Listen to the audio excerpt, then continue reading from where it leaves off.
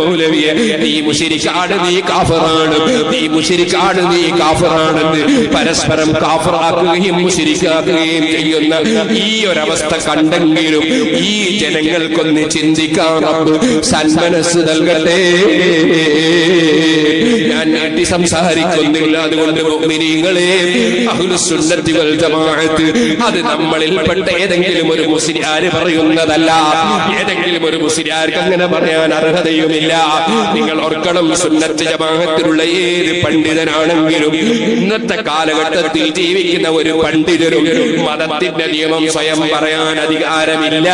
ബഹുമാനപ്പെട്ട ഇമാം ശാഫിഈ റളിയല്ലാഹു അൻഹുവിനെ പോലുള്ള ഇമാമിങ്ങൾ എന്ത് പറഞ്ഞു, ഇമാം ഗസാലി റളിയല്ലാഹു അൻഹു പോലത്തവർ എന്ത് വിവരിച്ചു, ഇമാം നവവി റളിയല്ലാഹു അൻഹുവിനെ പോലുള്ളവർ എന്ത് പഠിപ്പിച്ചു എന്ന് നോക്കി പറയാനല്ലാതെ സ്വന്തം പറയാൻ ഞങ്ങൾക്കാർക്കും കഴിവില്ലെന്നല്ലാതെ നമ്മുടെ ജമീയത്തുൽ ഉലമയിൽപ്പെട്ട ഒരു പണ്ഡിതരും അതെ ഞങ്ങൾ തന്നെ ഖുർആൻ നോക്കി പറയാൻ അർഹരായ യോഗ്യരായ പണ്ഡിതരാണെന്ന് പറഞ്ഞ് സ്വന്തവും ഈ മതം പറഞ്ഞിട്ടില്ല.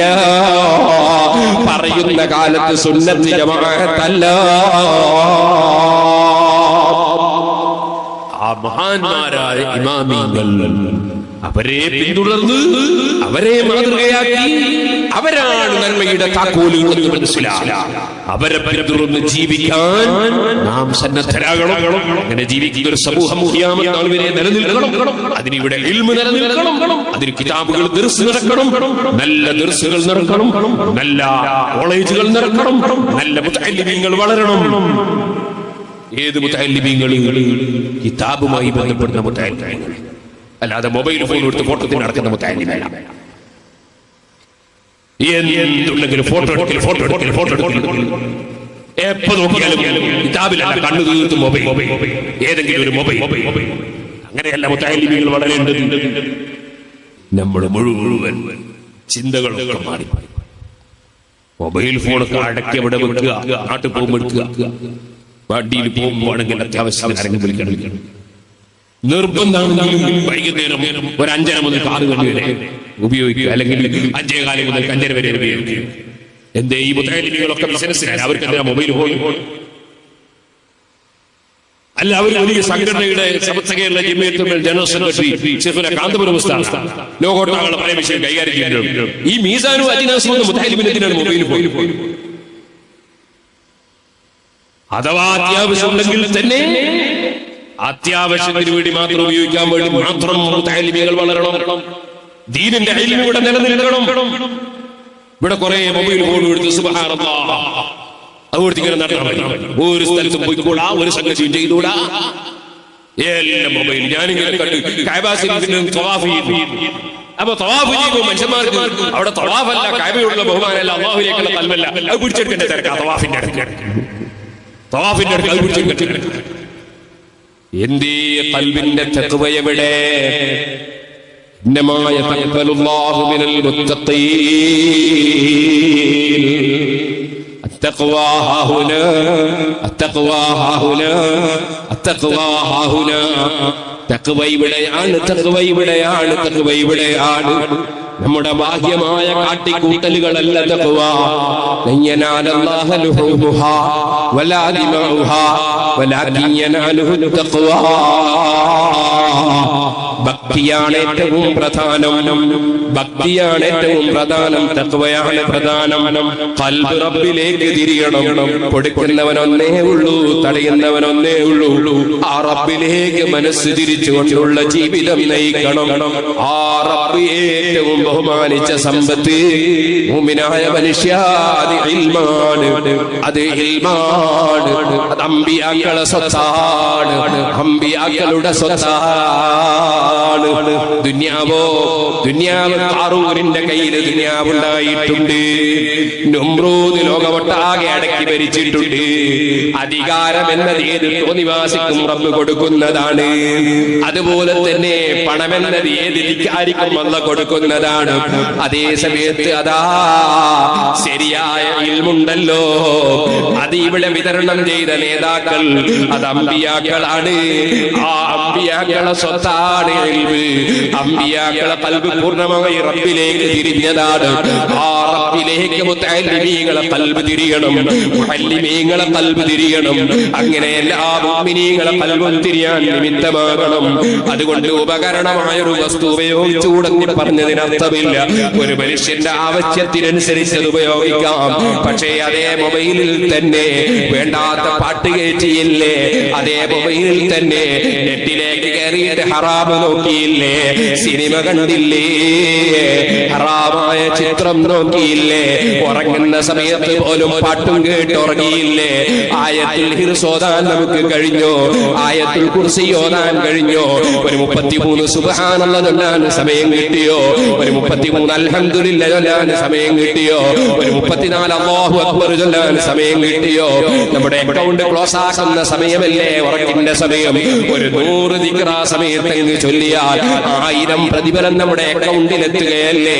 അതിനു വേണ്ടി ഇങ്ങനെ ഒരു 33 സുബ്ഹാനല്ലാഹ് ചൊല്ലണം ഉറങ്ങാൻ നോക്കുന്ന സമയത്ത്, ഒരു 33 അൽഹംദുലില്ലാഹ് ചൊല്ലണം ഉറങ്ങുന്ന സമയത്ത്, ഒരു 34 അല്ലാഹു അക്ബർ ചൊല്ലണം ഉറങ്ങുന്ന സമയത്ത്. പൊന്നോമന മകൾ ഫാത്തിമ ബീവി റളിയല്ലാഹു അൻഹ നബി സല്ലല്ലാഹു അലൈഹി വസല്ലം തങ്ങൾ ഉപദേശിച്ചപ്പോൾ എന്റെ ജീവിതത്തിൽ ഞാനത് കൈയൊഴിച്ചിട്ടില്ലെന്ന് മഹാനായ അലി ഇബ്നു അബീ ത്വാലിബ് റളിയല്ലാഹു അൻഹു പറഞ്ഞില്ലേ? പതിവാക്കണ്ടേ മുതഅല്ലിമീങ്ങളെ. വെള്ളിയാഴ്ച ദിവസങ്ങൾ കഴിഞ്ഞു പോകുന്നു, അൽ കഹ്ഫ് ചുരുങ്ങിയത് 3 ഓതേണ്ടതില്ലേ? ഇന്ന് രാവിലെ ഞാനൊരു വീട്ടിൽ നിന്ന്, തൃശ്ശൂർ ജില്ലയിലെ ഒരു വീട്ടിൽ നിന്ന് സംസാരിക്കുമ്പോ ഒരാജി എന്നോട് പറഞ്ഞു 3 പ്രാവശ്യം അൽ കഹ്ഫ് ഓതിയാൽ നല്ലതാണെന്ന്. ഒരു പ്രാവശ്യം ഓതുന്ന ഒരു പെണ്ണിനെ അദ്ദേഹം ഉപദേശിച്ചപ്പോ ലോകമൊട്ടാകെ വലിയ പ്രസംഗകനായി നടക്കുന്ന ഒരു പ്രസംഗകനായ മുസ്ലിയാര്, ആ മുസ്ലിയാരോട് ആ പെണ്ണ് ചോദിച്ചു പോൽ 3 പ്രാവശ്യം അൽ കഹ്ഫ് ഓതണോ? അയാൾ ഉടനെ തന്നെയുള്ള മറുപടി ഒരിക്കൽ ഓതിയാൽ മതി. ഫത്ഹുൽ മുഈൻ ഓതുന്ന സമയത്ത് മൊബൈലും കൊണ്ട് കളിച്ചതായിരിക്കും. ഓ മുഅ്മിനീങ്ങളെ, ഞാൻ പറഞ്ഞതിന്റെ അർത്ഥം പഠിക്കുന്ന സമയത്ത് നന്നായി പഠിക്കണം. കുറെ പ്രസംഗകർ ലോകത്തുണ്ടാകുന്ന കാലം ഖലീലുൽ ഫുഖഹാഉഹു കസീറുൽ ഖുതബാഉഹു ഖലീലുൽ ഫുഖഹാഉഹു. പ്രസംഗിക്കുന്നവര് ധാരാളമാണ്, ചിന്തിക്കുന്ന പണ്ഡിതന്മാർ വളരെ ചുരുക്കമാണ്.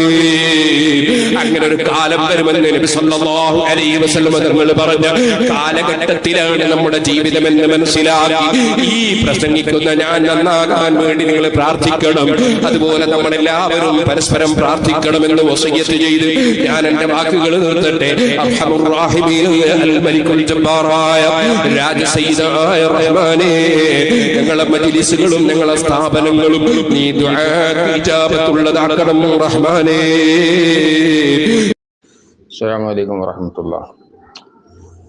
ഇതിന് മറുപടി പറഞ്ഞതായി ആരെയും ശ്രദ്ധയിൽപ്പെടാത്തത് കൊണ്ടാണ് ഒരു മറുപടി പറയാൻ ഉദ്ദേശിക്കുന്നത്. പുത്തംവാദികളെ കല്യാണത്തിന് വിളിക്കുന്നതിൻ്റെ ഇസ്ലാമിക വശം എന്നാണ്. പുത്തം പ്രസ്ഥാനക്കാരുമായി ഇസ്ലാമിൻ്റെ സംസ്കാരം എന്ന് വെച്ചാൽ പുത്തംവാദികളുമായി മുബ്തദിഈങ്ങളുമായി ഒരു നിലക്കും ഒരു സന്ധിയിലും ഏർപ്പെടാൻ പാടില്ല. ഒരു നിലക്കും ഒരു വിഷയത്തിലും അവരുമായി ബന്ധപ്പെടാൻ പാടില്ല. കാരണം ഹക്കിൻ്റെ കക്ഷികളാകുന്ന അഹ്ലു സുന്നത്ത് വൽ ജമാഅത്തിൻ്റെ ആളുകളും ബാത്തിലിൻ്റെ കക്ഷികളാകുന്ന ആളുകളുമായി ചേർന്ന് ഒരു ഇസ്ലാമിക ഒരു സംസ്കാരമോ പ്രവർത്തനമോ ഇല്ല.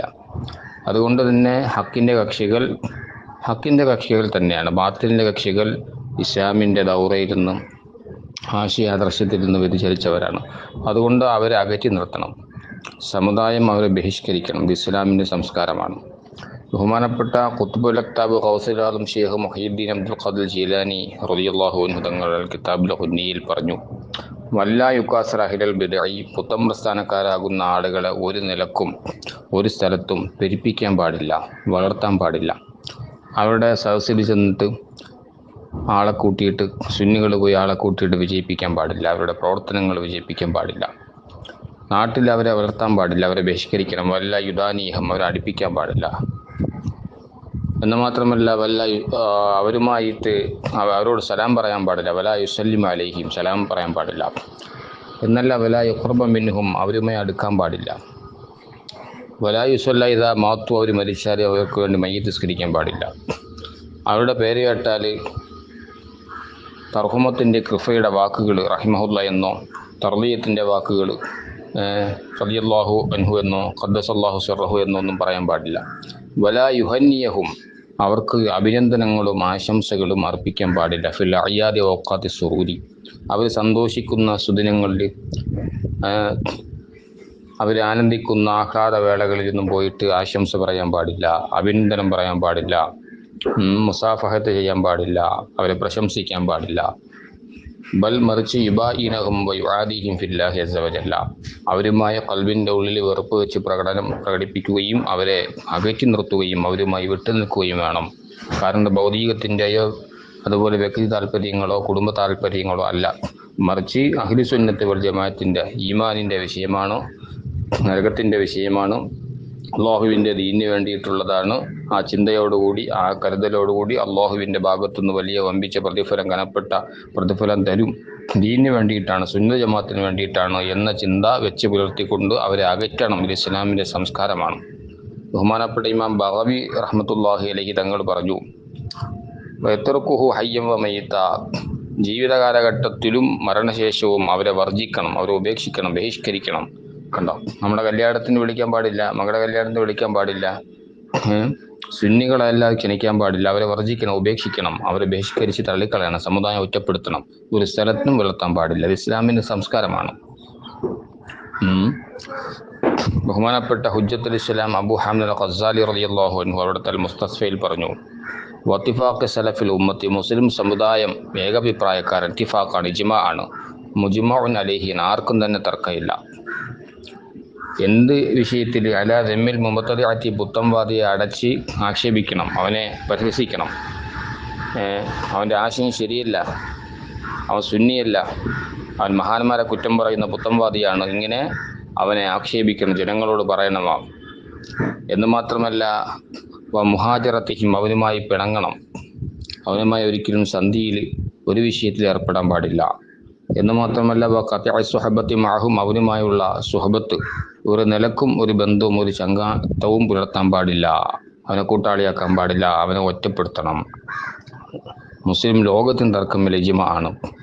എന്നല്ല പുത്തംവാദീൻ്റെ സദസ്സിൽ ചെന്നിരുന്നാൽ, അവൻ്റെ അടുത്തിരുന്നാൽ, അവനുമായി കൂടി ഇരുന്നാൽ ലം യുഅത്തൽ ഹിക്മ അള്ളാഹു തത്വജ്ഞാനം ഹിക്മത്ത് തരുകയില്ല. കണ്ടോ, വമല്ലഹിക്കയില്ല മുബത്തദിഅൻ പുത്തംവാദീൻ്റെ മുഖത്ത് നോക്കിയിട്ട് ഒരാൾ ചിരിച്ചു കൊടുത്താലോ നസഅ അല്ലാഹു നൂറൽ ഈമാന മിൻ ഖൽബിഹി ഹൃദയത്തിൻ്റെ ഉള്ളിൽ നിന്ന് സുന്നത്ത് ജമാഅത്തിൻ്റെ വെളിച്ചം അള്ളാഹു തആല ഊരിക്കളയും. കണ്ടോ, പുത്തംവാദി ഒരു റോഡിൽ കൂടി വരുന്ന നമ്മൾ കണ്ടാൽ എന്ത് ചെയ്യണം? ഫഖുത്വരീഖൻ ആഖറ, നീ വേറൊരു വഴി കൂടെ പോകണം, ആ വഴിയെ നീ പിടിക്കാൻ പാടില്ല. മുഹയ്യിദ്ദീൻ ശൈഖ് തങ്ങൾ പറയുന്നു, പുത്തംവാദീൻ്റെ മയ്യത്ത് ഒരാൾ അനുഗമിച്ചാൽ ഹത്താ യർജിഅ തിരിച്ചു മടങ്ങി വരുന്നത് വരെ അള്ളാഹിൻ്റെ വെറുപ്പിലായിരിക്കും, ദേഷ്യത്തിലായിരിക്കും.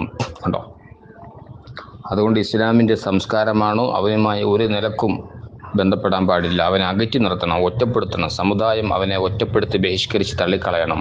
ഒരു സ്ഥലത്തും അവനിക്കൊരു വിലയും ഒരു നിലയും കൊടുക്കാൻ പാടില്ല. ഇത് ഇസ്ലാമിൻ്റെ സംസ്കാരമാണ്.